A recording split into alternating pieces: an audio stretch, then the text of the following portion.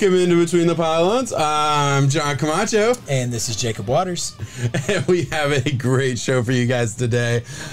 We are going to be talking a little bit of playoff seeding today. We are halfway through the season, or close enough to halfway. I don't know what halfway is anymore with 17 games, but close enough to halfway. We want to look at where we're at with the seeding. I thought it was really, really interesting when I was looking at it, kind of preparing for this pod, and I'm really excited to dive into it. Before we do that, we do have to throw in a clip from last week's episode. We talked a little bit about the Titans last week, and we got to do it again. We're turning into a Titans podcast, honestly. Tighten up. Screw it, man. We live in Tennessee. Neither of us are Titans fans, but we got to sit here and support our home team. Yeah, we are missing out. Both of us are, especially with the teams we support. I'm going to play it right now here, and then we'll get back to it. But they just beat the Buffalo Bills. They have a chance to go beat the Chiefs and be in a really, really good spot to possibly get the #1 seed if things went the right way. I mean, that would be ridiculous, but it could happen. AFC's kind of top to bottom right now. It can change. It's very volatile, especially when you have the Kansas City Chiefs, who would still be most people's primary favorite overall. They're sitting at 3-3, so yeah, it's beatable. Very volatile. Yeah, very, very beatable too. Man, they not only beat the Bills, as we were talking about last week, but they came in and put a can of whoop ass on that Chiefs team, and they're sitting here at 5-2, technically third in the race for that #1 spot in that first round bye, but tied with every other team at 5-2, in the driver's seat to win a first round bye if they can keep playing the way they've been playing the past couple weeks. And that's all you can ask for. This is a team that gets better, it seems, as they go. And we mentioned MVPs last week, and I guess Derrick Henry said it's a quarterback award. That's why he went out there and threw a touchdown pass. It's just one of those things that he's taking care of business and doing. Titans are playing damn good football. I do not think that they have peaked yet. I think one of the biggest things that you can speak to Derrick Henry as a testament to his value to the Titans was that they ran 7 play-action plays in the first half off of Derrick Henry. Ryan Tannehill was 7 of 7 for 135 yards and a touchdown. Yeah. That Derrick Henry is literally commanding that entire defense, and it makes Ryan Tannehill, it makes everyone else on the Titans be that much better just because of how good he is. Yeah, I mean, it's impressive. I mean, just shout out to all the fans that told me how wrong I was about being down on the Titans at the beginning of this year, because I was very wrong.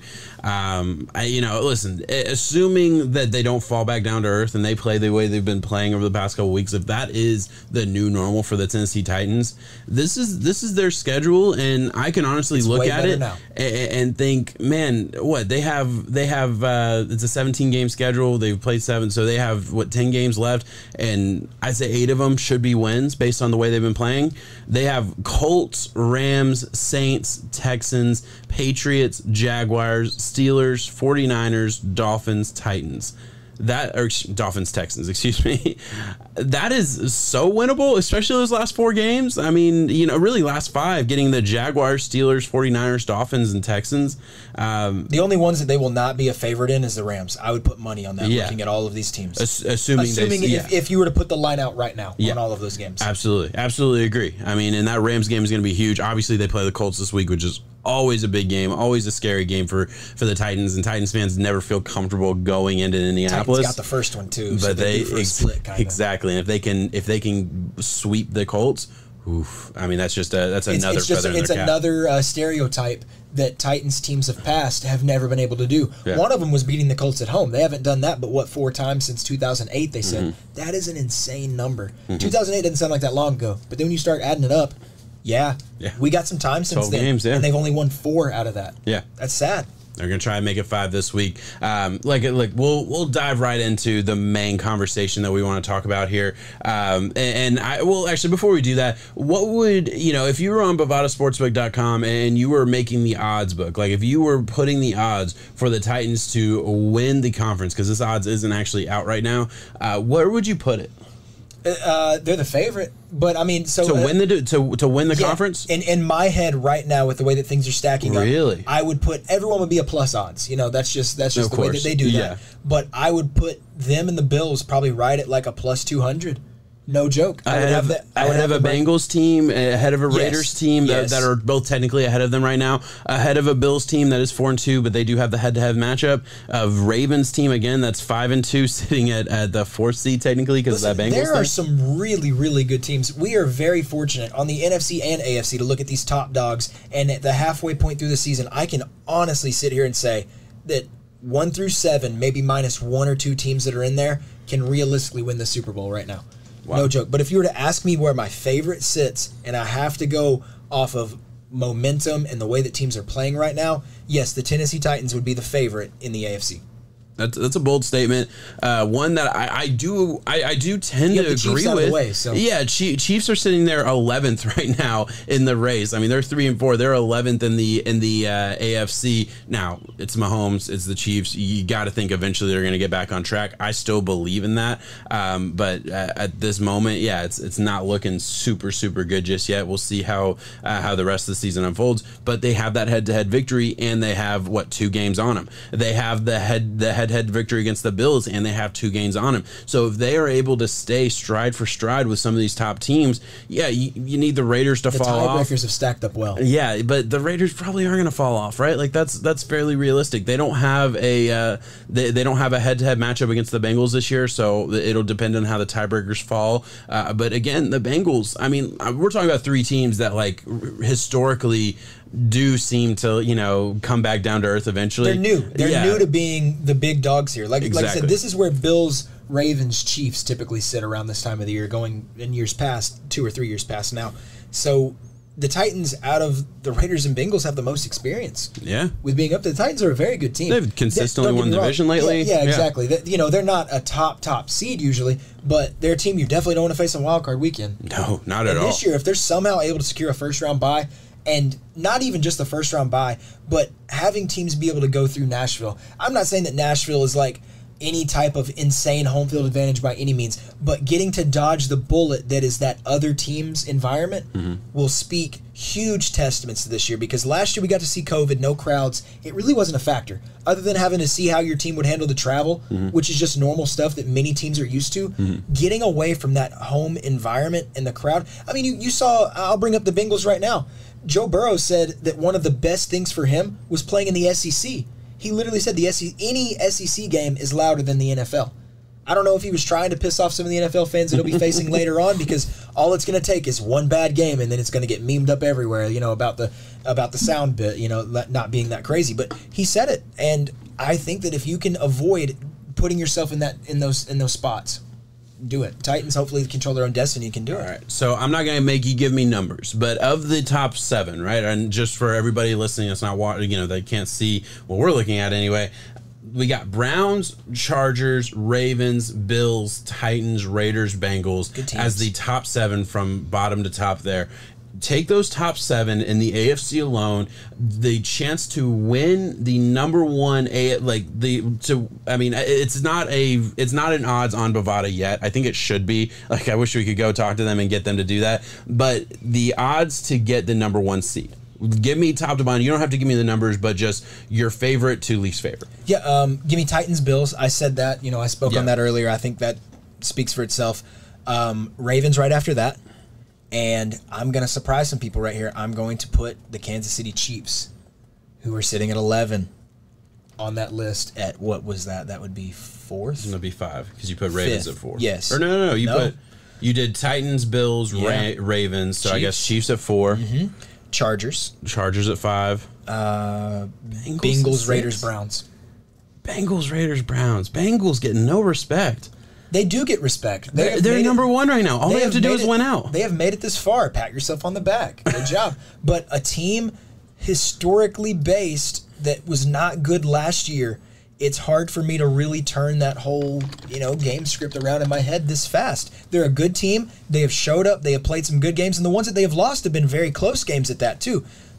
I think Joe Burrow can take them very far. He's not ready to take them to the number 1, bro. Okay, but not only the games that they've lost, they lost to an NFC Packers team, and they lost to, where's the other loss? In overtime. And they lost to the Bears. But the most important part being, those are NFC losses. Those don't hurt you in the seeding as much as the AFC losses. Not at all. They haven't lost to the AFC. They haven't lost in their division.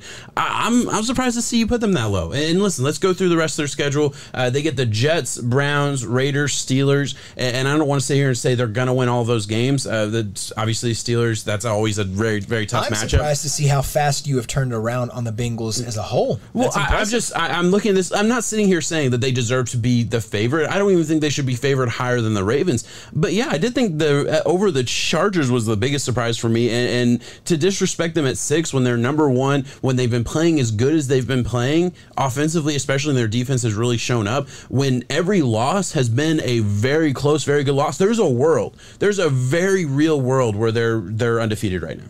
I mean, they are an overtime win against the Packers and a field goal against the yeah. They're 6 points away from being undefeated. Mm-hmm. So I'm not going to sit here and just, like, we're midway through the season. We've seen enough to know what the Bengals can be. Are they going to be that throughout the season?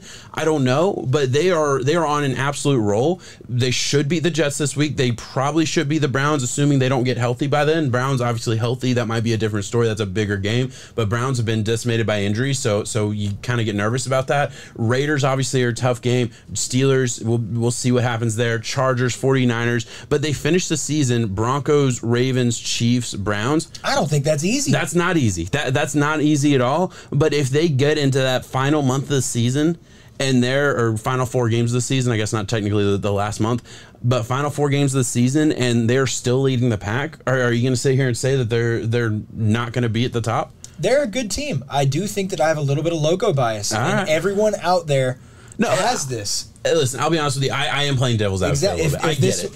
We did it a few years ago when the Browns finally started getting good. I think it was Baker's rookie year whenever he was able to step in and get them going. And it was one of those things where you're looking at the logo and you're saying, that's not right. Something's wrong. They're playing some good football, but they're not supposed to be doing that right now. Joe Burrow just came back from that ACL injury. He was hurt last year, and this team was falling into the pits of despair, just grasping at anything. And they grasped at Jamar Chase, and thank God it hit like we thought it would. But it's good football. Maybe the Chargers came off a bye. The Chargers are 4-2. The Bengals are 5-2.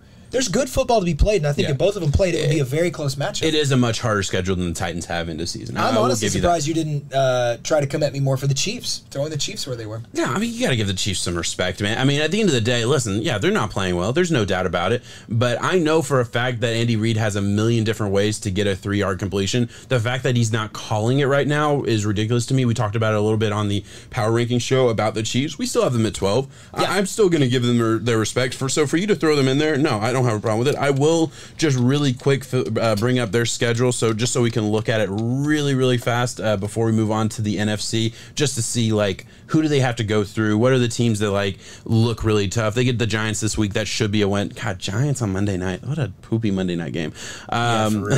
For the Giants, that is. Exactly. Yeah. For the fans. They do have to play the Packers. They have to play the Cowboys. And I'm just picking out some of their top opponents. They have to play the Cowboys. They have to play Raiders, Broncos, obviously in their division. Chargers in the division, Steelers. They have a majority Bengals, of divisional Broncos. matchups. Yeah, and I mean, really, every team they have to play is, in the playoffs as the season ended this year. Really, the only team that they get to play that's not in the playoffs right now, Giants next week and the Broncos twice. I mean, so you can't sit here saying they're playing scrubs. They're playing some good teams. It also hurts the Chiefs because they are the team that everybody else out there is circling, saying, "Hey, let's show them what we got." Nobody's going to slow down. Exactly. Yeah. No, nobody is going to be sitting there overlooking the Chiefs by any chance. Yeah, the week before they might overlook the game to the Chiefs. That's just what happens whenever it comes with being that prestigious of a team and how good you are. It's respect, but right now it's just not going in their favor. I think, like I said it on the Power Rankings video, I'll say it again, as good as Mahomes is, there is nothing wrong with Andy Reid kind of grabbing those reins back again and saying, hey, whoa, hold up now. Like, you still are this MVP greatness, you're destined for glory, all of that. But let's kind of keep it in between the dotted lines and X's and O's right now and get back to some winning football because the backyard stuff is blowing up in your face. All right, so let's move on. Last question before we move on to the NFC. I'm going to put you on the hot seat again. The Bovada odds for one of the teams outside of the playoffs right now. Don't say the Chiefs. We already touched on the Chiefs. So a different team other than the Chiefs. The teams that are on the bubble. That's the official term here. Steelers, Patriots, Colts, Broncos. Really, we'll cut it off there. The one team, there's 3 one-win teams there at the bottom that we're not going to talk about. But of those 3, what's the team that makes the playoffs? Patriots. Patriots. Okay. I say it with confidence too. Really? Mac Jones has been playing really well. Damian Harris, once he controls the fumbling problem, they have a very good defense that Belichick has very well coached up.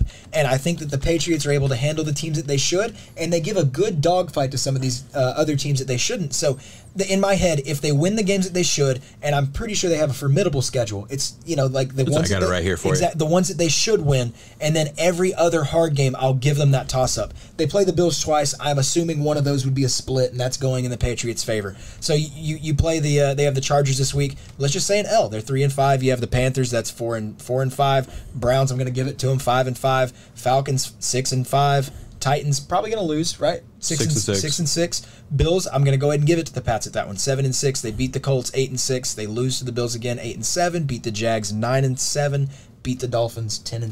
10-7 makes it to the playoffs this year. There's a world where that happens. Obviously, they get a handful of fairly easy games there with the Falcons, Jags, and Dolphins again, and really Panthers too. The way they've been playing lately, and then you got to win some games. They have some toss-up coin flip ones, but the Patriots play good enough football to where when they're able to protect the ball and keep it safe, they're in the game. All right, man. Hey, I like it. Let's move on over to the loaded. Let me ask you some questions. NFC. Here, I was going to say, let's flip the script. Exactly. Let's flip the script here. You controlled me on the AFC. You put me on the spot a lot. Take it over. The NFC, I would argue, is more talented top to bottom than the AFC for sure. And we have teams like Arizona Cardinals 7-0. We have the Buccaneers at 6-1, Packers 6-1, Cowboys 6-1, Rams 6-1, Saints 4-2. Out of those teams, who's the imposter there? Did you give me Saints and Vikings as an option? The Saints, Vikings were not. Oh man, I mean, I could say the Saints is an easy one, but just of the teams that have one loss or less, who's the imposter? So take the Saints out because that's the easy force fed one that I gave you. Yeah. But out of Cards, Bucks, Packers, Cowboys, Rams, and I'm putting you on the spot for a reason because I know your answer. Who's the imposter? You're not gonna like my answer. I'm gonna say the Cowboys are the imposter. Wow. I am. I thought it would be the jersey that you're wearing. Yeah, no, I'm not going to say the Cardinals. They've proven. I've seen enough from the Cardinals. If Kyler's healthy, they're winning a lot of football games. Okay, that's where I'm at. To me, he's playing almost MVP level football right now. Totally. Yeah. So I'm going to give it to him. Obviously, listen, Dak has been playing awesome. Cowboys coming off a bye. Maybe it's the recency bias that I just haven't seen them this past week, and I have a small little goldfish brain. So like I can't always already forgot how good they are. You have a dog brain. Yeah, exactly. You're a dog. But no, listen, I look at the Cowboys, and maybe this is just my preseason bias where I was like, man, they're top heavy, so a couple injuries could absolutely destroy them. I felt like their defense wasn't that great, but their defense has played way better than I expected. I don't. The real answer is I don't think there's an imposter. I really don't. I think all these teams are good. You made me pick one. I didn't want to take the Cardinals at 7-0 because I'm going to give them respect. Obviously, Tom Brady's not going to come out of my brain as an imposter. The Packers, listen, it's Aaron Rodgers' show. He hasn't lost since week 1, and they've been on a roll. So I'm going to give them their due. Rams, again, I think are one of the best teams in the NFL. Cowboys, to me, listen, I think, again, is one of the best teams in the NFL, but you made me pick one, so I'm going to take the Cowboys there. Let me ask you kind of a trick question just based on the standings right here, but Bovada has it listed in which order they will finish. Mm-hmm. Give it to me. What do you think? Try to think through it with a different lens on where you think they would put the rankings at and, plus odds, all that stuff going into it.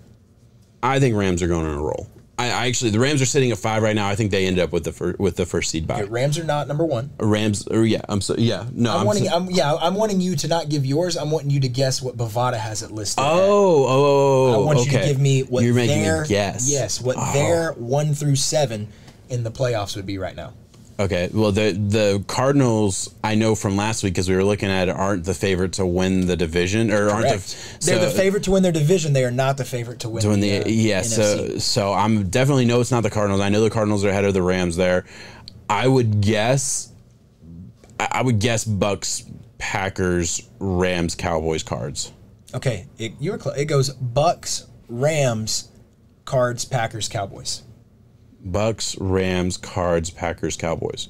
Okay, so kind of take some of them and flip them around. The weirdest part about that is you have the Cardinals dominating their division at 7-0 right now, but like a lot of people out there feel, the Rams are playing some good football, and there's a lot more left to be played. And the Rams with their coaching staff and I guess overall experience level when it comes to deep late into the season, I think they're going to take care of business. Yeah, I mean, I agree. I So really now, do. now do yours, because I know that you said that you had. Yeah, I'm putting Rams at number one if it's me. I look at that team top to bottom, assuming health as you always do. They have too many pieces that are just dominating. And look, they didn't even have a great game against the Lions, but it really wasn't their fault. They played fine, but the Lions, they had 10 points on the board and before the Rams touched the ball offensively. That doesn't happen. And that was on the back of 2 trick plays in the kicking game that worked out in their favor. So I look at the Rams as a team. They kind of played bad against the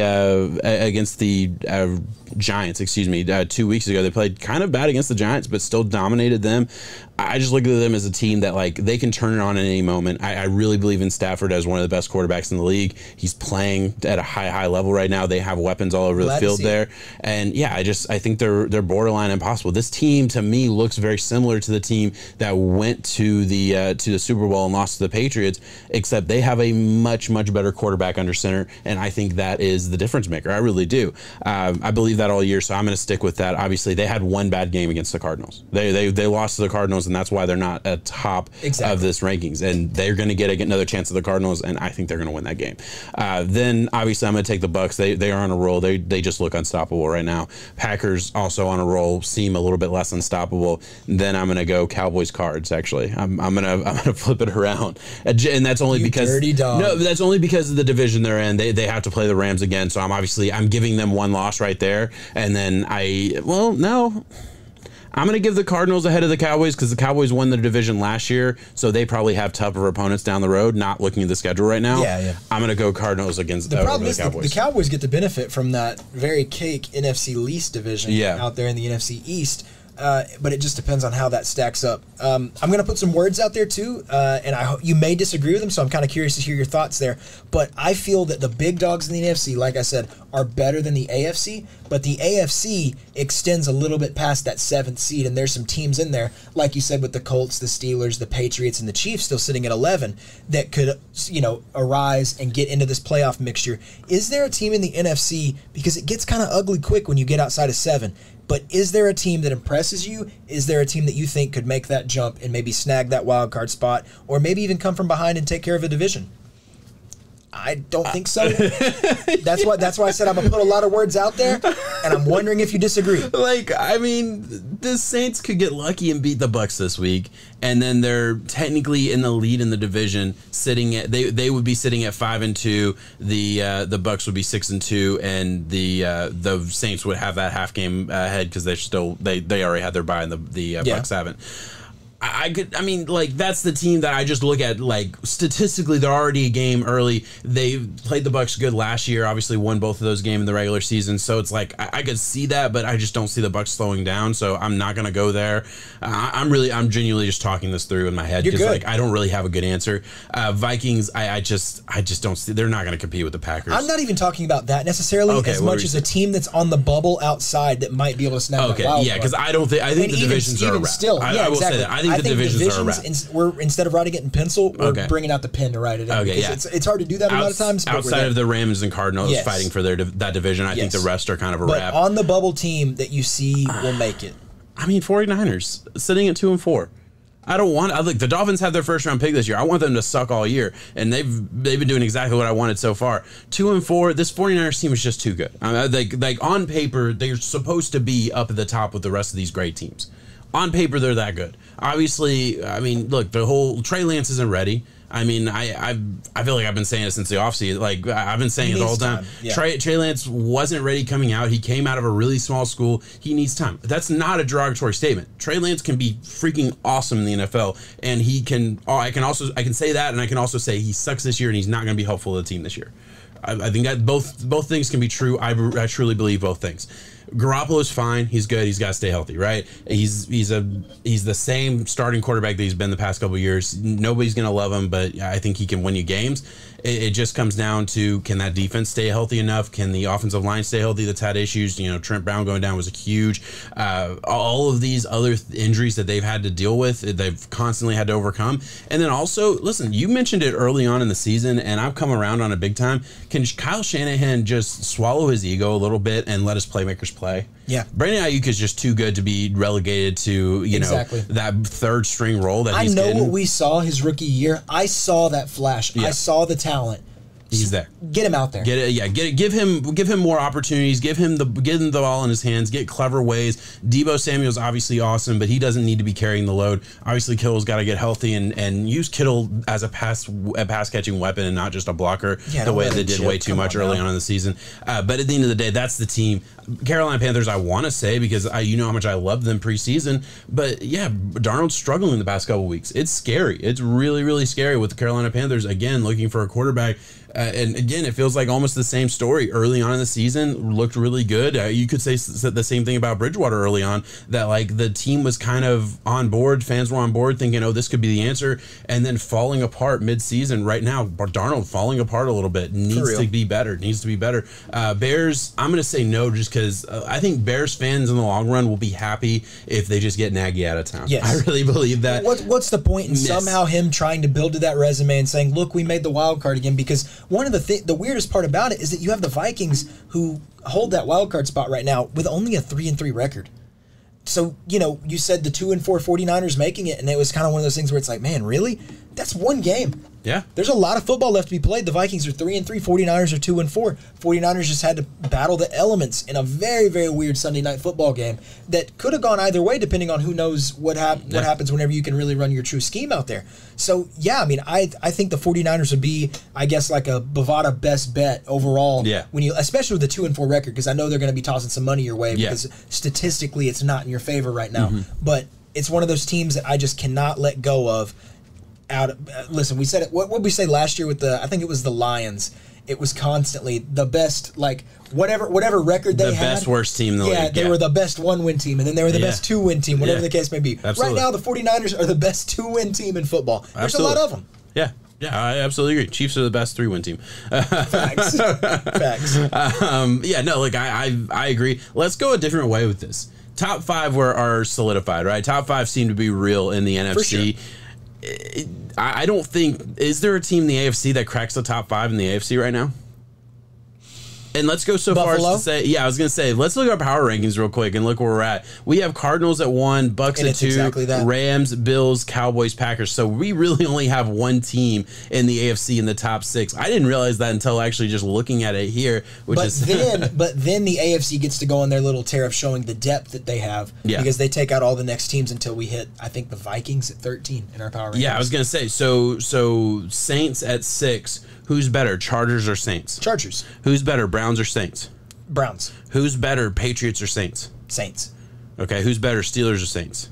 Saints. Better, Chiefs or Saints? Chiefs. Okay, so and obviously we probably assume Ravens, Bills, Titans, Raiders, Bengals, all better. Respect right there, but yes. So so I mean, I agree, and it'd be interesting to see. Obviously, I think if the Bengals were sitting in the NFC playing some of these other teams, they might not be sitting there at 5-2 on top of the division, right? It's interesting. It really is. It's crazy to me that the Rams can be 6-1, sitting at 5 seeds, second in their division, and if they went to any AFC team, they would be at the top. I mean, at the very top. Man, that's all I have. Where else do you want to go with this? I don't know. I think we covered it all. I mean, it's kind of weird to be at that, like, you know, the halfway spot in the year. I think that's week 8.5 is half of 17. So I'm really I'll talk about my Vikings a little bit just because I'm kind of excited to see that as of now we do kind of hold the wild card spot and we are playing good football. We are playing better. We are playing well within our reach and our realm. And the biggest thing that I need to see though is it needs to quit being the excuses after the game. It needs to quit being, well, if we made that kick, or well, if Dalvin didn't fumble. It needs to be games where we can show up and finish because that is one of the ways that we can be a scary team in the wild card to face. Offensive weapon-wise, we dominate. Yeah. No, I absolutely agree. All right, hey, let's do this really quick. We did not plan this ahead of time, and I kind of wanted to surprise you with this. I've been planning this for a couple of days to you know, because we do our best bets. We haven't been super consistent with it, but we do it every once in a while with these shows. And I want to actually talk through best bets on the pod. Look at week 8 in the NFL and actually talk through. Are you good with that? You want to look at that? Let's do it. You mentioned it really quick here. You were like, oh, let's bet the house on the Rams. Rams at minus 114 or 14.5 to favor favored by 2 touchdowns. 14. I know. Jesus Christ, I'm not betting a house on that. Favored by 14.5 points against the Texans. Is that a game you bet on? Yeah, I'm betting the house on it. Really? I stand by it. Listen, everyone is getting too scared. Everyone is shying away from it. It's one of those games where, man, it is a substantial line, blah, blah, blah. The Texans are barely able to call themselves a football team, respectably so. The Lions are coming off of a, I guess, semi-disappointing performance, but that really wasn't even their fault. Like you said, they played a game against the Detroit Lions where the Lions were up 10-0 without the Rams offense ever touching the field. The Lions came out and had an impressive touchdown drive, and then ballsy Dan Campbell goes for the onside kick, and they are up 10-0 before the Rams even touch the field. I think they're going to show up and really stick it to the Texans. I think it's going to be one of those halftime lines where you look at it and it's like, I could get the Texans at 23.5 right now. Yeah. I specifically remember doing that. I think it was it the Chiefs perhaps, or there was a team that the Texans were playing where they were getting just destroyed. It was the Bills. Yeah. They were getting destroyed at half, and I was like, I can get the Texans at 26.5 points right now. Guess what wouldn't have covered? 26.5. I'm sorry. It's one of those games that everyone is going to be like, oh, it's a trap game. It's a trap game. 14.5 is too much. I'm sorry. I'm betting the house on it. This is the move for me. I will be homeless. And I love adjusting odds, right? So that's one of my favorite things to do. And on Bovada, they let you do it. It's really good here. So if you adjust the odds down to -8.5 and you parlay that with the over at 46.5, you get it at +79, and you basically are saying Rams win by 9 points. Ooh, I'm so scared about I like over, that. though. Okay, take the under then. Yeah, if you like the under more, that's totally fine. I don't even blame you. That puts it at 205. And the best part is because they have to cover that, but also hit an under. Let's move the over to 41.5. That means 20. You need 23 to 20 to win, and that would be. You're basically getting sorry, it's messing up for me.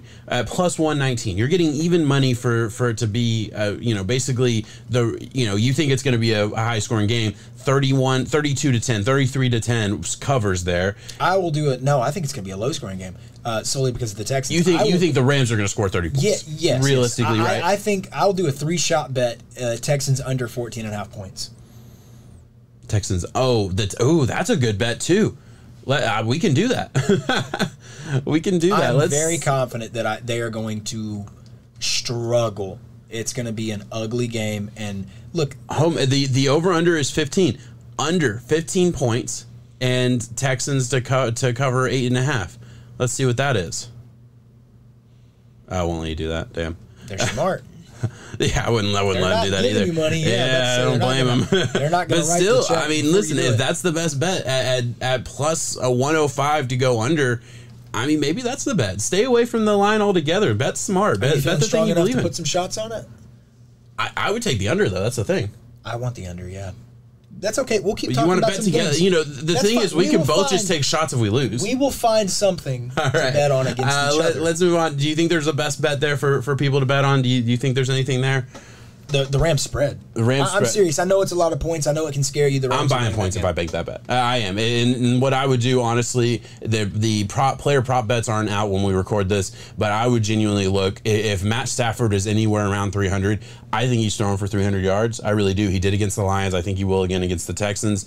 I would take the over on 300 yards, and I would take adjust the point spread down a little bit so I can feel a little bit more comfortable that a garbage time touchdown doesn't lose it for me. Listen, I was right when the Rams beat the snot and Tyrod Taylor's Giants. back. Tyrod Taylor's back. And technically, the Rams really didn't truly dominate the Giants whenever it came to in between the hashes, but on the scoreboard they did. Yeah. Covered. Take it. Didn't cover against the Lions last week, though. Yeah, they did. No, they didn't. The Rams got that last little bit right there at the end. They kicked the field goal. Did they kick a field goal to cover? I didn't bet on the cover. I thought they didn't cover, though, because they weren't covering. 7.5. Lions score. Remember, we needed the. Was it 7.5? Was the line? Yeah, 7.5. I thought it was more than 7.5. I thought it was 9.5. Either way, no, I got in at 7.5. It was at 11. No, okay, but that was during the game.